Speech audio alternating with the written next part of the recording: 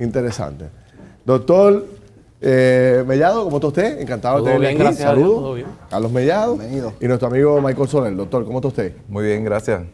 Bueno, hablemos un poco de lo que está pasando con los médicos. Realmente hay una crisis, ustedes que son médicos, sus socios médicos, parece ser que los médicos se están yendo por montones del país. ¿Es correcto? ¿Eso lo palpan ustedes? Bueno, desde mi perspectiva, en la parte clínica administrativa, definitivamente hay una escasez. Nuestros servicios, obviamente, para reclutar un médico nuevo en Puerto Rico son sumamente difíciles. Tratamos de mantener un servicio abierto a los pacientes 6 días a la semana. El volumen de pacientes que se nos hace difícil referir en ocasiones a médicos especialistas porque, como bien mencionaban más temprano, la accesibilidad está siendo reducida. Producimos muchos médicos en el país y lamentablemente muchos de esos médicos confrontan diferentes situaciones, contratación de planes médicos, el costo de mantener una operación saludablemente y ciertamente muchos de ellos prefieren irse como empleados de otras entidades en los Estados Unidos con mejores beneficios. Pero ¿qué es el trámite? ¿Es el problema con el plan médico? ¿Es que no se le paga bien? ¿Es lo mucho que pagan contribuciones? ¿O es que los salarios fuera de Puerto Rico son espectaculares? Pues mira, yo creo que es multifactorial. Primero que todo, ¿verdad? Concurro con el doctor Soler. Sí, en Estados Unidos, pues si te ofrecen un trabajo en donde tú vas a ganar más dinero, en donde quizás te pagan por un seguro de impericia, que esa, ¿verdad? Esa es otra situación, y en donde quizás no tienes que pasar por el proceso de la contratación de las aseguradoras, en donde muchas veces los contratos son o lo tomas o lo dejas, o muchas veces te pueden cancelar el contrato. También, ¿verdad?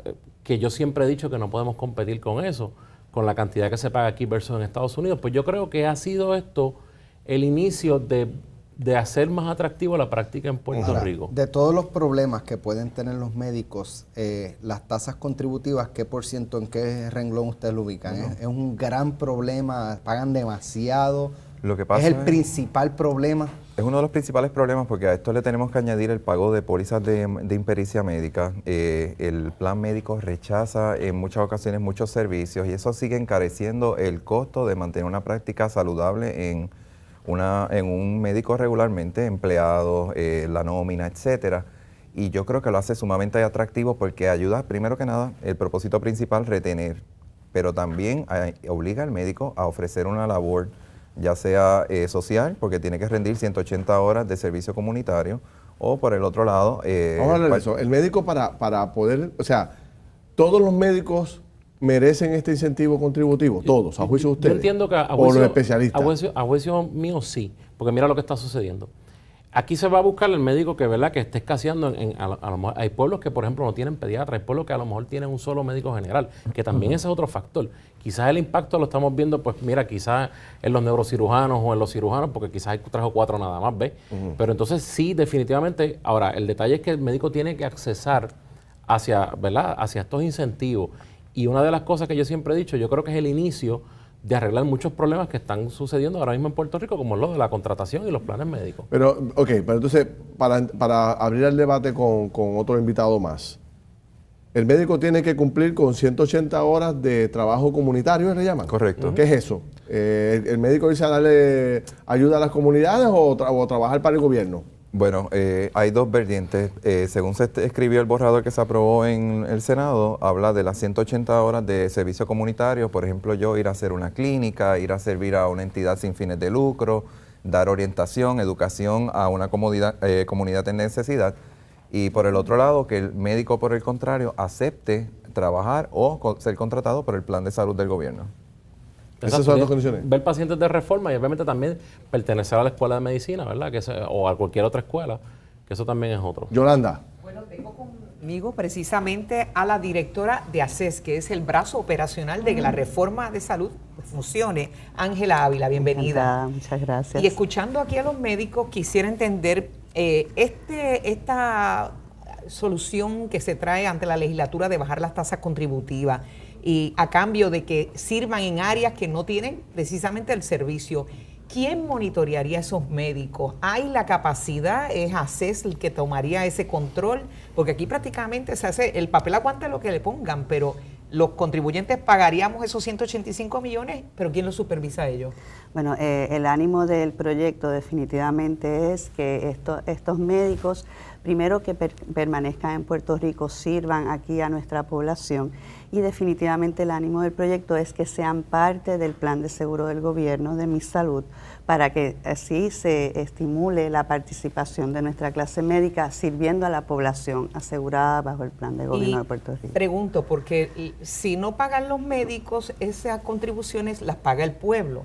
¿Por qué no hacerlo al revés? ¿Por qué no renegociar esos contratos con las aseguradoras y los médicos? Bueno, ciertamente es parte de toda negociación con las compañías aseguradoras, la contratación con el médico, principalmente con el primary care physician o el médico primario, pero ante la situación de éxodo de profesionales que tenemos, definitivamente lo que persigue principalmente esta ley es que esos médicos tengan un incentivo para permanecer en Puerto Rico. ¿Y cómo se protege, por ejemplo, la parte ética? Muchos médicos se sienten contrariados de que se les ha restado mucho poder decisional a la hora de recetar, a la hora de enviar a subespecialistas.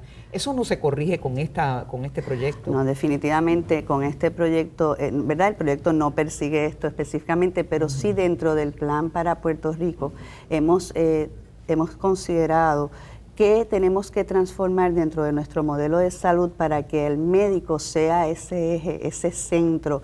El médico es el profesional ¿verdad? Que es el del que depende todo el sistema de salud, así que hay que buscar la manera de garantizarle una paga justa por sus servicios y que sean ellos los primeros en esta cadena que tengan, ¿verdad? Por acá, derecho al cobro. ¿Cuánto tiempo, cuánto tiempo tenemos para que haya un caos con la salida de médicos? ¿Realmente estamos ante un posible caos o todavía queda mucho tiempo para...? Está yendo 1.5 médicos diarios. Yo creo que ¿Uno o dos médicos diarios? 1 o 2 médicos diarios. O sea, de 14, estamos hablando de que tenemos 11,000 y pico de médicos para una población de 3.4 millones de habitantes. ¿Cuándo se disparó? ¿En qué momento?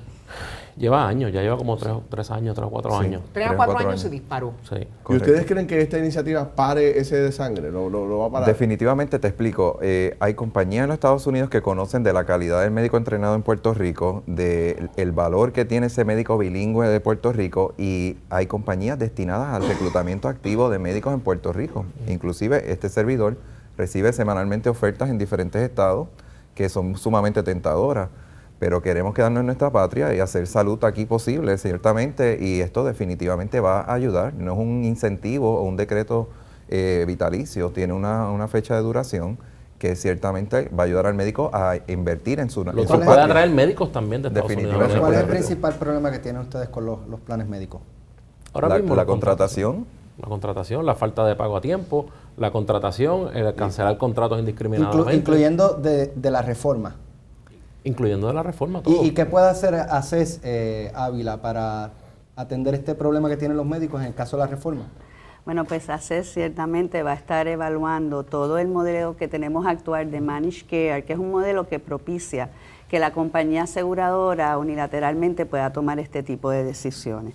Ahora nosotros estamos evaluando las estrategias para transformar este modelo efectivo este año, ¿verdad? No este año, pero efectivo a julio del 2018, tener el suficiente tiempo para evaluar el sistema y implantar las estrategias que vayamos identificando para que la compañía aseguradora unilateralmente no pueda causar esta situación, este desfase con la clase médica. Precisamente hace poco les notificaron a los médicos que aún en contingencias o situaciones de descuadre lo pagarían entonces los médicos retroactivamente. ¿Eso se resolvió? Bueno, estamos en el proceso de evaluar este tipo de reclamo, porque todo esto se basa en una contratación que hay vigente entre ese médico y la compañía aseguradora, así que hay que ver Y no tan solo el médico, la mayoría de las veces estamos hablando del grupo médico primario que agrupa a una serie de médicos y que administra a nombre de esos médicos. Entonces, a veces estas contrataciones, unas son con los médicos directamente y otras son con los grupos médicos primarios, y tenemos que ver si este médico está siendo afectado por su contratación individual con el grupo médico o si es extensivo a la contratación con la compañía aseguradora. Una pregunta acá. ¿Podrá el proyecto regresar médicos? Médicos que se fueron con una... Después que un médico se va, cierra su oficina y se lleva todo. Yo creo que puede traer, y otra cosa que... Regresar sería una Claro, que decisión, quería ¿verdad? abundar, una de las cosas también, por ejemplo, los Medicare Advantage en Puerto Rico. El gobierno tiene que regular los Medicare Advantage en Puerto Rico, tiene que buscar la manera de poder fiscalizar, porque han habido muchas quejas, pero fíjate, más allá del plan de salud, sí ha habido muchas quejas que los Medicare Advantage en Puerto Rico pues cancelan el contrato y unilateralmente te dicen, mira, mañana no vamos a ver, no vas a seguir viendo pacientes. Y eso es una molestia que ocasiona que muchos médicos en Puerto Rico se vayan, porque acuérdate que esta es la parte medical, es lo ¿Y más... quién le pone el cascabel al gato? Se tiene que ¿Haces? legislar. Es que realmente acceso ahora mismo, el Medicare Advantage hay que buscar la forma de que, por ejemplo, la oficina del comisionado lo pueda regular, hay que buscar la manera de que se le dé jurisdicción a la oficina del procurador del paciente. O sea, todas estas otras agencias, porque hacer lo que viene es por el plan de salud del gobierno de Puerto Rico, ¿ves? Y esto pues es otra modalidad de servicio de salud. Te toco un tema rápido que tiene que ver con ustedes también. La orden ejecutiva de la administración pasada permitiendo el tema del cannabis y su trámite, y ahora que se quiere regular por ley. Ese cambio de orden administrativa a ley, ¿usted le preocupa? Bueno, yo creo que le da una formalidad a la industria que va en desarrollo. Esto es una industria farmacéutica que trabaja directamente en la línea del cannabis medicinal, donde hay un potencial gigante para Puerto Rico, posicionando a Puerto Rico en el hemisferio, ¿verdad? Aparte de eso, yo diría que es un nuevo resurgir de una 936 modificada para atender esa industria que está en un crecimiento sustancial en todos los Estados O sea Unidos. que es bueno que se convierta en ley. No le preocupan los cambios, que acuerdos que se hayan llegado al principio con la orden administrativa que provocaron que se crearan centros y compañías. ¿La ley ahora pueda restringir algún uso de eso? Entiendo que la ley, No. según se ha escrito el borrador y se ha hablado, es formalizar lo que está para darle permanencia. No creo que vaya a dar vuelta atrás esta industria. Yo estoy de acuerdo con que se regule, obviamente, que sea una ley y sobre todo darle la oportunidad a una nueva empresa en Puerto Rico, y no tan solo eso, que médicamente se ha comprobado que sí tiene un efecto positivo en el tratamiento del paciente, y obviamente se tiene que regular para que sea estrictamente Aquí medicinal. se usan drogas más fuertes que la marihuana. Oye, aquí se utiliza, droga para el dolor se utiliza morfina, se utiliza Percocet, se utiliza... Y están Xanax, reguladas. para los Y son nervios, más y están fuertes. reguladas. Son más Y son más fuertes Son que más la fuertes, marihuana. de hecho, la primera causa entre jóvenes son pastillas recetadas, no es el cannabis. Y no es tampoco que el cannabis medicinal es al garete, No, es que que tú vas y lo vas a yo encontrar creo que en el cannabis decanter. estrictamente como se utiliza medicinal es igual que todo en la vida. Medicinalmente, comparado con las alternativas tradicionales de fármacos, no crea la dependencia que crean otros fármacos. Y Podríamos- definitivamente sigue siendo natural. Y es un médico que te lo va a ¿Podríamos recomendar. nosotros conseguir pacientes que estén dispuestos a hablar con nosotros de cómo se ha transformado su vida? Definitivamente. ¿Sí? Hay Definitivamente. muchos pacientes Pues vamos a combinarlo con ustedes a ver si Claro que podemos sí. hacerlo y hablar un poco. Gracias, directora. Gracias. Un placer tenerla aquí. Gracias, doctores, agradecidos. Muchas gracias. Bueno, vamos a una pausa y venimos con otro tema. Ronnie Jarabo y Charlie Rodríguez. No se vayan.